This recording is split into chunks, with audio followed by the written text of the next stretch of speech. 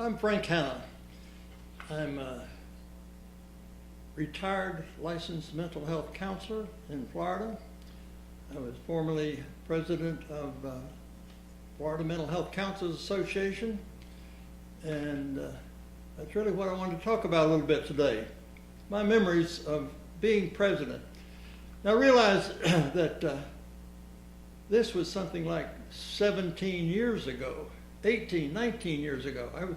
I was president, memory serves, in 1997, the last century, for goodness sake.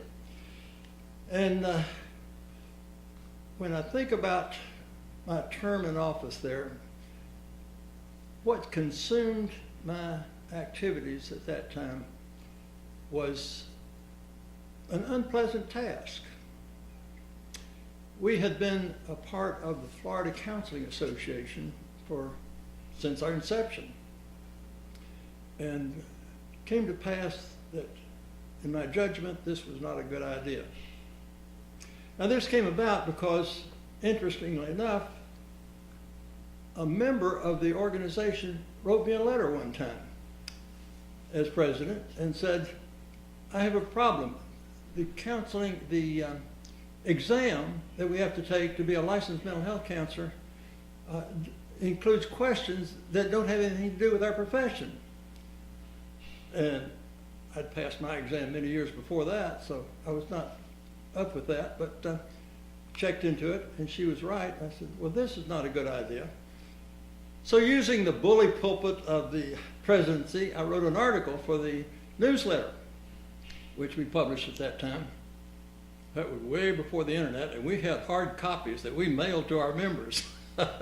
That's a thought that the modern people wouldn't have any idea what a hard copy of a newsletter was.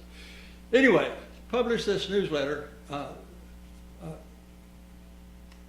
criticizing, I suppose you could, that's a proper term for it, or calling attention to the fact or raising the issue of these extraneous questions that were on the psychological exam. And I got a scorching letter from a very well-respected Tom Clausen, who is the head executive director of NBCC. And he said, I would like for you to take more care in criticizing this exam. And I backed off and said, okay, I'm sorry, I could have phrased that better, et cetera, et cetera. But Tom Clausen also, beyond the question of the exam questions, he said, please don't refer to your organization as a professional one. And I read that and I said, what? We're not a profession? And getting into that, it turned out that the parent organization of FMHCA, Florida Mental Health Counselors Association, the FCA, the Florida Counseling Association, a part of the National American Counseling Association, does in fact not conclude that mental health counseling is in and of itself a profession. I'd like for you to know that that just struck a knife into my heart. I am not a professional in your eyes. I don't think so. So I took this up with my board. I went to at an annual conference of the American Mental Health Counselors Association, went to their board meeting and asked, are we a profession? Of course we're a profession. Do you realize that ACA does not recognize us as a profession? And I got hummed and hawed and yeah, well, but anyway. And to this day, sadly, there's really nothing been done about establishing ourselves other than our own professionalism as far as being recognized as such by ACA. So I had to say to myself, okay, up with this I will not put. And if we're not going to be recognized as a profession, I don't want FMHCA this organization to be a part of FCA, who says we're not a profession.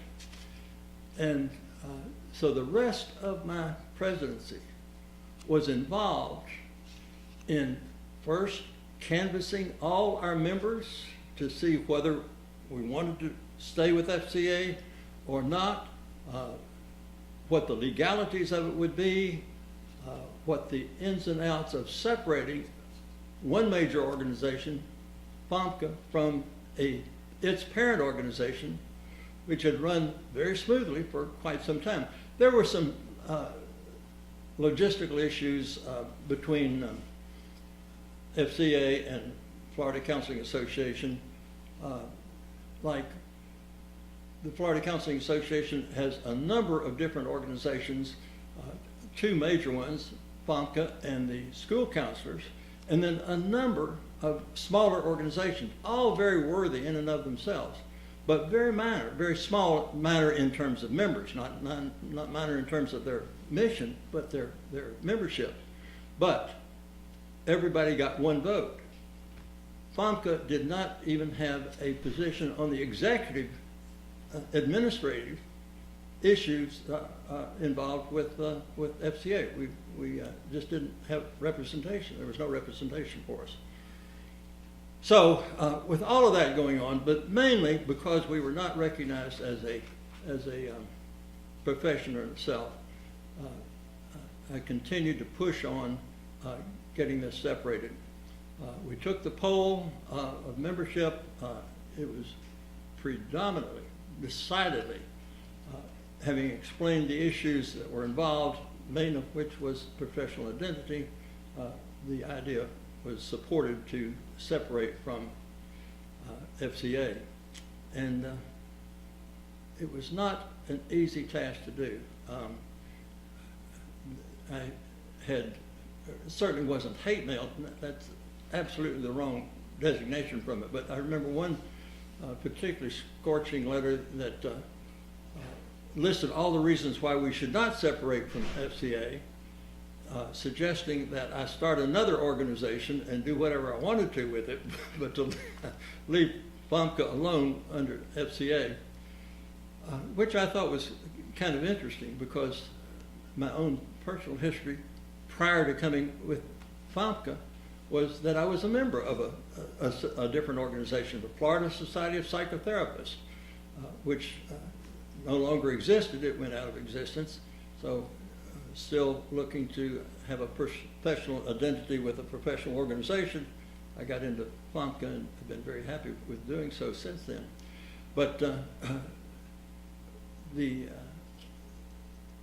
finally, the FCA board agreed without any, and they agreed graciously in the end to separate, and so we did. The legalities of it took some more time. My immediate successor, Andy Katz, worked through more of the issues, logistical things, and I think that we finally became an independent, and the printed newsletter, I'll have to put it in the archives, says independent at last. And I love that. So we have continued since then. We have a good history for a number of years in the intervening time since then. There was a period, sadly, between 2009 and 2007, 2009, and 10, when we were not doing well, and a number of us got together and reconstituted it. And the modern history with our modern presidents started with, I think, Denny Cecil Vanden Heuvel, and her major contribution was she put on the first conference we had about 5 years ago, and during the next presidency, Steve Junta made a tremendous contribution on getting us involved with a lobbying firm, Mixon and Associates in Tallahassee. These two tasks that FMHCA undertook were absolutely amazing. Both were extremely expensive to do, and FMHCA had no budget. We went into, on faith alone, first time with Denny's faith alone, bless her heart, to put on the conference, which was successful, which enabled us to have enough money to get by on, and Steve Gunta got us into an association with Mixon Associations when we did not have the money to do it. But we went on faith. Both of those have been absolutely fantastic in decision making that this board had the wherewithal, the courage to do. That has continued with Elvis Lester as president, put on a good conference. Carlos Sequada, who has been a fine supporter and contributor to our work ever since then. Then we now have the presidency of Darlene Silvernail, who has put on the conference for the past 2 years, and we have an extremely bright prospect for our upcoming president-elect, Michael Holler. So the future of FMHCA looks great. We have grown now to the point where it is, in my not so humble opinion, just manifestly impossible to continue as a volunteer organization, run by volunteers. The board is just, there is just too much involved with our legislative work, the issues that are there, with putting on a conference, with putting on webinars, with all of the work that FMHCA is doing.